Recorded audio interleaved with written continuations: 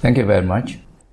As you can see, the title is Innovating Higher Education Pedagogy for the Digital Age. Now, I'm not here to advise you how to innovate and do it so that it meets your expectation, the expectation of the institution in your country, but rather to share with you some questions that has come through my mind in the context of this title. I thought by sharing with you questions, you may be able to find your own answers and therefore find the right model to meet your needs. I want to begin by just showing you very quickly the higher education landscape and trending. And I'd like to draw your attention to the left half of the diagram where you see two red lines converging. The one above is open education, the one below is face-to-face teaching. What this is telling us is that as far as higher education goes, we are seeing the convergence of the conventional university with open universities. Open university, as we know, have been riding on the IT platform and so on for a while, whereas many more conventional universities are getting on to the online mode as well. So there'll come a time where this distinction between the two camps will be so blurred that everyone at the end, especially at the tip of the arrow, is actually doing more or less the same thing. You can read that and interpret it yourself what that means. It could mean competition, it could mean cooperation, and so on and so forth. Now, just looking ahead a bit, we are of course confronted by this technology revolution. We call it the Technology 4. And with it comes, of course, all the big buzzwords that we are reading or we are hearing. Things like BYOD, bring your own devices, Internet of Things, IoT, and big data, robotics, and so on and so forth. I don't want to go too much into this because I think you actually know more or less the implication.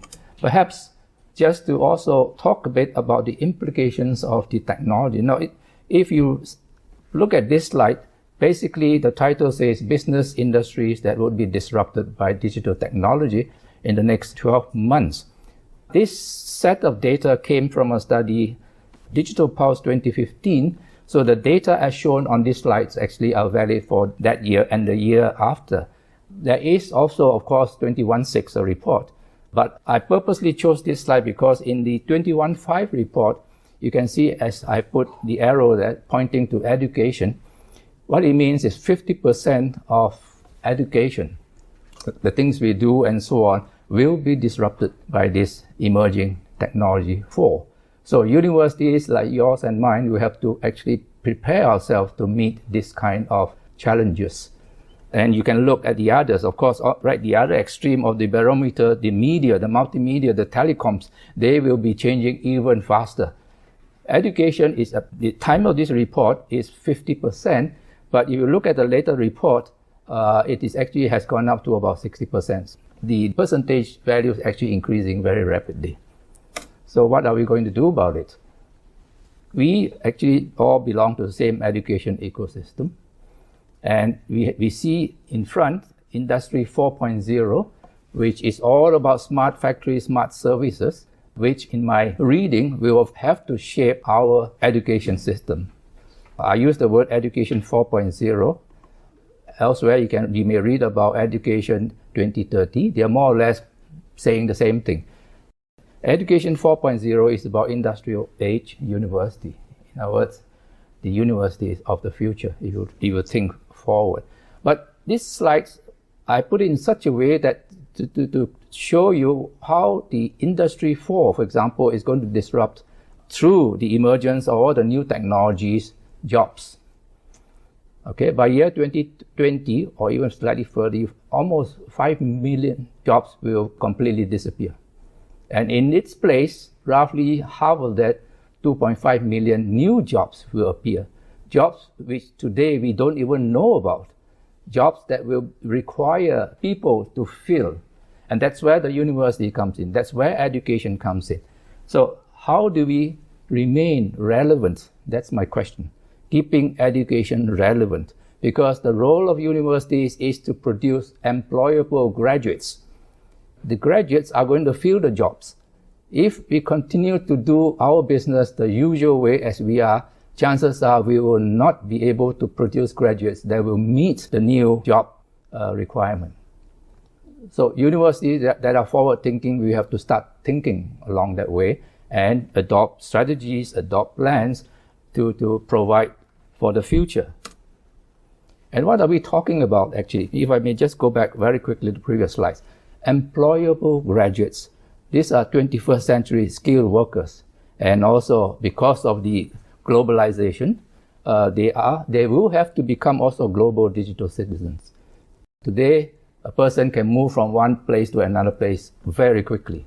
There's no more constraints by boundaries, and so provided you have the right skills and knowledge, of course. So here you are, the 21st century pedagogy, and it's about information fluency, media fluency, technological fluency, knowledge seeker and producer, the person with the right thinking skills, problem-solving skills, good in project-based learning, and of course, personalized learning. Let me tell you more about this. But before that, just look at the technology that is actually around us. Right from the top, mobile devices, IoT platforms, GPS, advanced human-machine interaction, 3D printing, smart sensors, big data analytics, and augmented reality. These are already with us. So do we have the graduates to fill those jobs? And of course, the jobs will increase. The demand will be greater and greater. You can all look for more details of this in the report by Pricewater and Coopers. Right? I've given you the source there, 21.6. Okay, so my question here, the right job skills are absolutely important now. Are you producing graduates that have those skills now? In other words, are we ready for Education 4.0? Fortunately, technology is going to help us. This is what this slide is showing, the affordances of technology for higher education. You can look at it from three major perspectives: access, engagement, and customization. And I won't go into the details. These are just keywords that I'm sure when you read it, you understand what I mean. Technology is going to enable access. Technology is going to enable us to engage the teacher with the students, students with the teacher, institutions with your partners.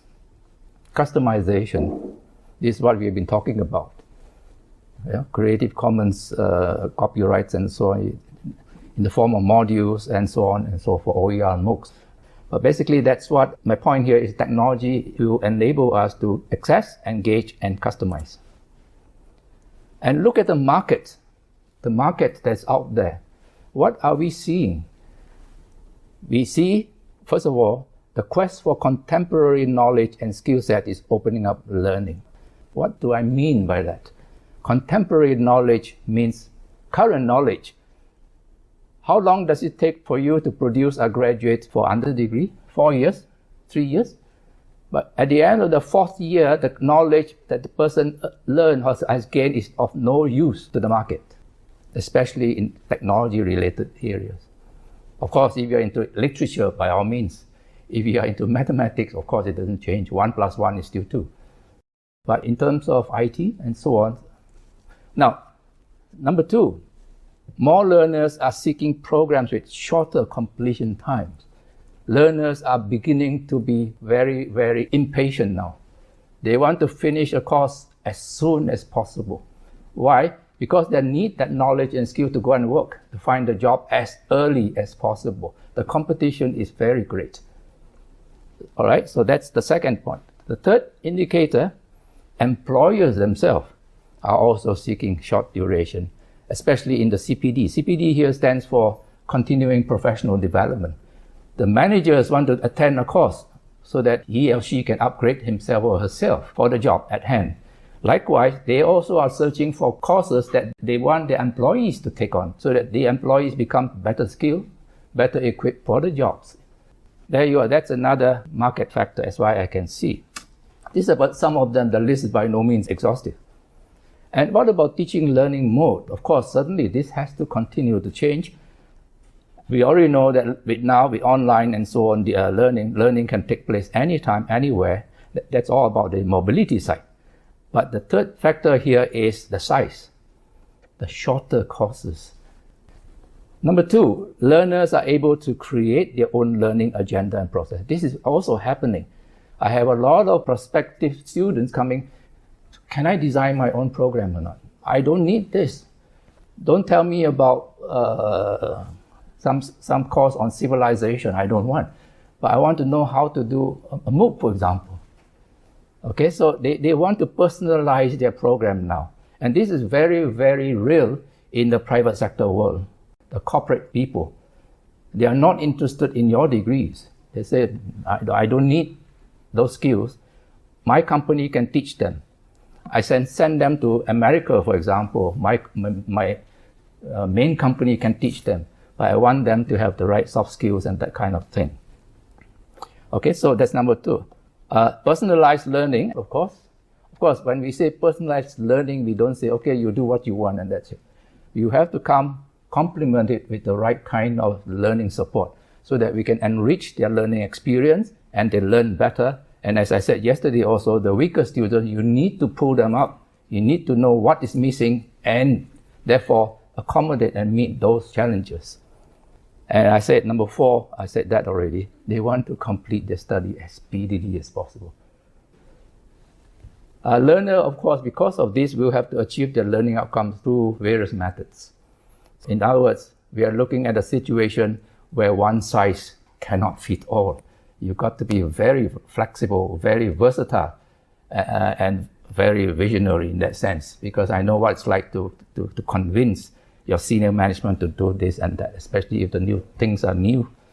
Of course, then one talks about the need for assessment. You must have, because your teaching learning is different now. The assessment will have to follow to be different as well. So again, that calls for a lot of thinking. And at the end of it all, the other end of the value chain, the other end of the spectrum is, of course, the certification. So there will be a lot of discussion on certificates. How do you certify? MOOCs, for example, you already started that already. And you hear providers of MOOCs offering badges. Okay, not certificate, but badges, so that when you finish the MOOC, you get one badge, and so on and so forth. But universities should be also thinking of that now. Not only just your degree, but your other forms of certification and so on. To meet the specific needs of learners. So how will the academic program look like?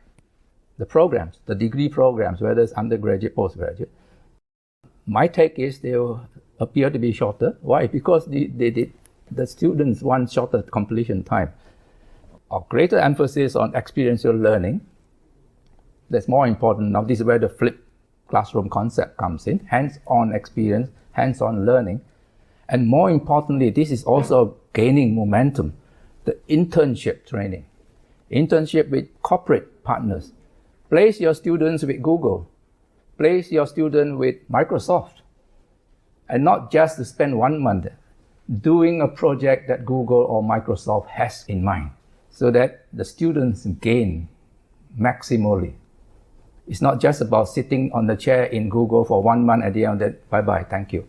No, at the end of the day, whoever it is, the provider will evaluate your student as well.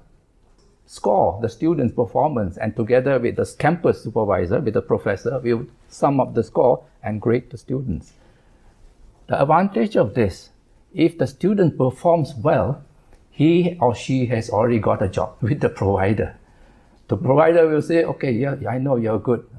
When you finish, come straight away. Okay, so there are advantages there. Number 3, of course, increased recognition of credentials and credit transfer. And I particularly like to focus this on the ASEAN countries. Yeah, we are talking of credit-bearing courses. Once a student has gained those courses, can he or she take the same careers from moving from Malaysia to Thailand? Say, I want to do a postgraduate in this, I have this already.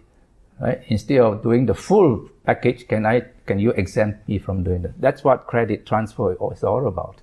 So transboundary credit transfer is something that's going to emerge very soon, I hope. Don't talk about international, just talk about ASEAN first, Southeast Asia for a start. Your students' mobility, moving from Indonesia, Malaysia to Philippines, Philippines to Thailand, and so on, to complete their studies, to pursue higher degrees. So that's another one. Of course, I can see a greater future for OERs and MOOCs also. So now that's just setting the scene. how do we select the technology? How do we evaluate for pedagogy?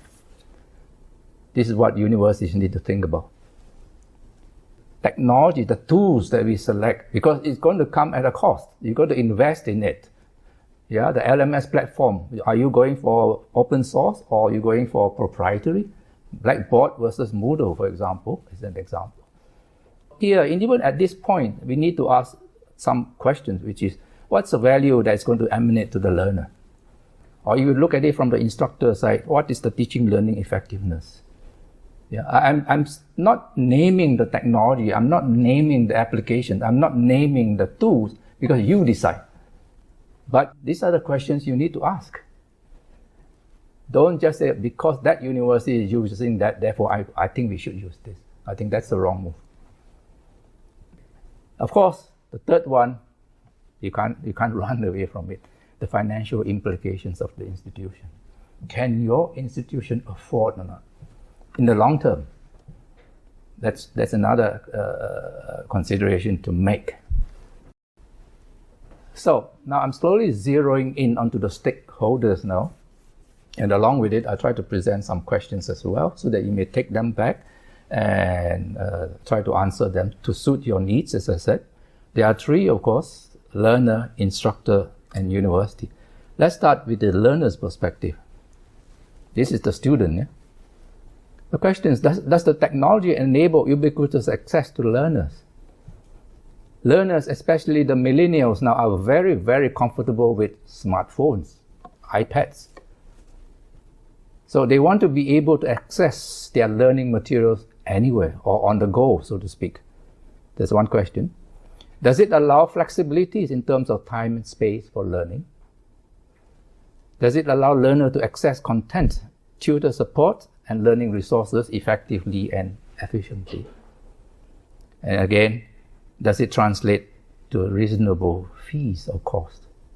Of course, if a student is to pay for the study, the cheaper it is, the better, the preferred one. We have been always asked that question, how cheap is your fee? How much does it cost? If it's too expensive, I go next door, because that's another university that's offering me a cheaper fee. So that's the kind of competition happening. And especially if you're looking at adult learners, usually in their mind, four things. This is what we found talking to people, our adult learners. One, convenience. Is it convenient to study or not? I have a family at home, I have work, I have problems. If it's convenient, therefore I think about it. Customer service. How good a service can you provide me? Credentials. Do I earn anything at the end of my study? Is it recognized or not? Can I take that and look for a job?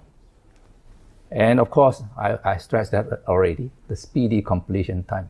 I'm in a hurry, I want that degree fast. So can you give me a speedy program? Okay, that's the customer's need. What about the instructors? So academics, professors, tutors, and so on, you need to ask this question. Does this technology-supported pedagogy enhance the learning engagement? Yes, we know we need to engage students, but does this tool, does this application enhance that? Help me to do it better. How receptive are our instructors to engaging learners, not just as consumers, but as co-producers? Today, the universities of the future are talking about co-producing learning content. Co-producing here meaning between the lecturer, the professor, and the student. It's no more one way now. It's both meeting in the middle. This is where the internship comes in. This is where the flipped classroom comes in. So that at the end of the day, learning takes place together. Learning takes place together, and then that's what we want to do. How prepared our instructors to learn new technologies? Now, this has been, to me anyway, a stumbling block. You have the old professor saying, no, I've been doing this for the last 30 years, I'm okay. But is it true? My counter remark to that is, if you don't upgrade yourself, you find yourself irrelevant in 5 years' time or 10 years' time. I think we need to change that mindset and equip all of them, because technology won't wait for us, and we have to do our work to upgrade ourselves. Otherwise, we all become irrelevant. The next person who can do the same thing will take over your place. Can our instructor develop skills to mentor the learner in project-based learning? This is something that takes a bit of learning as well. So we need to, if not, then training needs to be provided. So from the instructor's perspective, therefore, I ask the following question. Does the technology allow instructors to adopt an inclusive approach to teaching all types of learners? By all types, I mean the weaker to the better learner, all in the same class.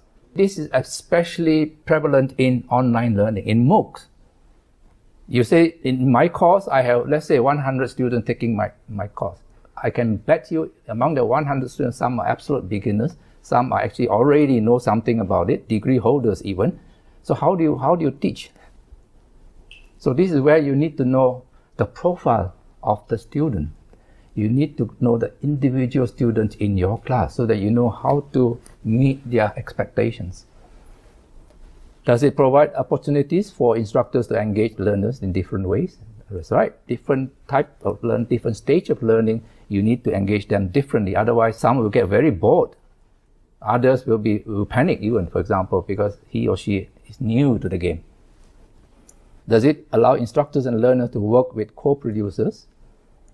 And what about capacity building for instructors? That's what I've highlighted just now.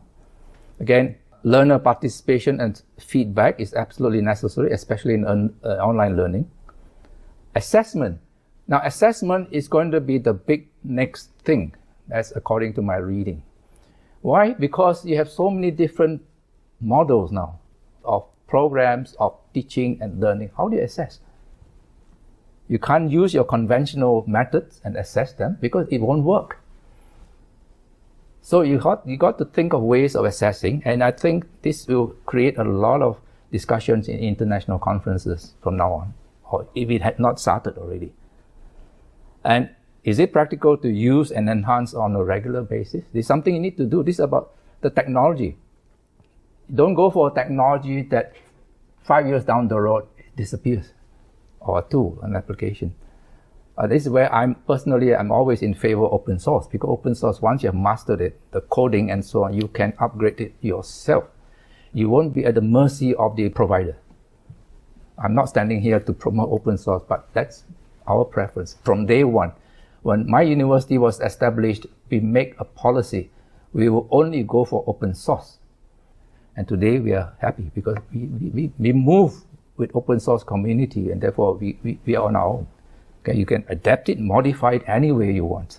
There is a learning curve, of course, which has to come with training, but at the end of the day, it is worth every dollar and cent. Does it facilitate utilization and evaluation of all critical domains? This is also very challenging, especially for academics now. Let me show you what I mean. On the left is the Bloom taxonomy. Every educator must know of least order thinking skill and the highest order thinking skill, remembering, and you move upward, it becomes more difficult and so on. Look at what technology can provide you now. These are critical thinking tools which you can use actually even at the low remembering side, understanding side, or even at the high side. I mean, those of you, of course, we heard producing videos, producing audio podcasts, tools like Audacity, Blender, Podbeans. I mean, these are the ones available. I'm sure you are using others as well. The other end, because I want to save time, the other end, you're talking about creating, evaluating, working together. You have platforms like Basecamp, Asana, or even Rike. Okay, go into them. They are excellent project management platform for you to work with your project students, and it's online. And in between, Google, of course, search, or even fact checking. Today, I think internet, I think we know, don't believe everything you read or see on the internet. There are a lot of fake news. How do you prove them? Platforms like snopes.com, factcheck.org, these are examples only, I'm sure there are many more coming, will enable you to check the facts, whether they are true or false. Okay? News clippings and so on and so forth. For plagiarism, one can think about, of course, Turnitin, But now, Grammarly is also come on board. You check your English as well. Grammarly.com, that's another useful one. So make use of this to enhance your teaching. And with such technology, I think your pedagogy will increase. In between Google's, I don't know, the mind map, everybody knows. I think you can make use of that. And they all have their respective plus and minuses, of course. But you make the decision which one you want to use.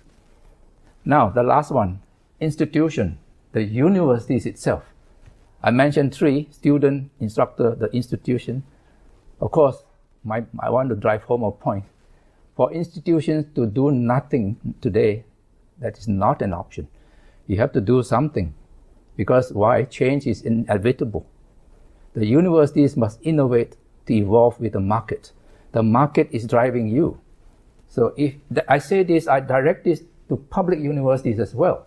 Because you have the same responsibility of producing graduates that are employable, that can meet the demands of the market. So you have to think and evolve with the market. And because of that, when you think about the relevance, you think about the value, you think about your goal, that is going to shape your strategy. Your next 5-year strategic plan, it has to take note of this, take into consideration how relevant, are your programs still relevant? I tell my deans in my university, go through all your programs and pick those that you think are irrelevant and throw them out. Sometimes the schools like to feel comfortable. Oh, we have so many programs, let's keep on teaching them. But are they relevant to the time? If necessary, bite the bullet, throw them out, and come out with new ones. That will also put your university in a more, shall we say, marketable level. Financial constraint is, of course, a perennial problem. It's a constant challenge. We have to find ways. Public universities are better off than public universities because the government subsidizes you. But private universities have really to source for money through student enrollment. Of course, without fail, quality assurance must remain imperative, underlines everything that we do. And let's be conscious, let's be aware that competition is going to come. Yeah, even between public universities, students will now choose which public university is better. Private universities, of course, this has been on all the time. Which public university is cheaper, and so on and so forth. And of course, not only academic issues, but the business models. We have to start thinking new business models now because it's going to affect your revenue generation, your provision to the student, to your customers, and so on and so forth. So, what do institutions have to do? Of course, the right enabling policies. Okay, number 2, does the chosen technology lead to overall learning effectiveness and efficiency? Does it provide the institution for a wider outreach and access? And of course, most importantly, does it add to financial sustainability? The cost of acquiring your tools, your application, yeah, sometimes you have to pay not only upfront, but the maintenance cost, subscription. Turnitin, for example, we subscribe for Turnitin every year so that our students can use Turnitin to check their assignments. Our academic staff can use Turnitin to check their assignments again. We want to infuse this culture of honest writing in our students and staff. So there you are. You need to consider that. How much does it cost per learner? That's what we calculate. If I put in this much of money to invest in my teaching, how much does one learner will cost? If you do not have that fact, you won't be able to make very good decisions. So you need that kind of data to back you up. Does it tie up institutions for long-term third-party contracts? This is where proprietary comes in. That's what it is, because whoever provides you wants to make money, wants to do the business. So we ask the question, what's the ROI? Your return on investment. You put in $1, how much do you get back? Is it worth it? If not, think again. Does it enable seamless data flow within the institutions? This is a problem in most universities actually. You always start off with a student information system, then you wanted to do LMS. How do you handshake the two? And then you want, when your organization becomes bigger, you want an enterprise-wide management tool. Again, you have to see how to do it. So these are the things you perhaps, if you already know in advance, you can plan it better so that you don't have to stumble and fall into those pits. Again, number 7, does it extract actionable learning analytics to enable timely decision making? And of course, number 8, is it free or open source? So some critical success factors, I just listed them out there. Institutional commitment, that's without doubt. Senior management support. They have to buy in your proposal, your idea, and so on. Otherwise, you cannot expect the system to work. The old professors, I said, must accept the fact they need training so that they become relevant. They stay relevant even as technology moves. Enabling policies, infrastructure, capacity building, quality assurance, and providing the right product support and management for ubiquitous learning. Okay, now having said that, and this is what we are always mindful, you may have the best technology alone with you, but if the last person on the queue cannot enjoy it, that's also a problem. We need to also pay attention to the last person in the queue, whether the last person is the student or the instructor. Okay, so with that, ladies and gentlemen, thank you very much. I thought I'd just share some of the questions. Thank you.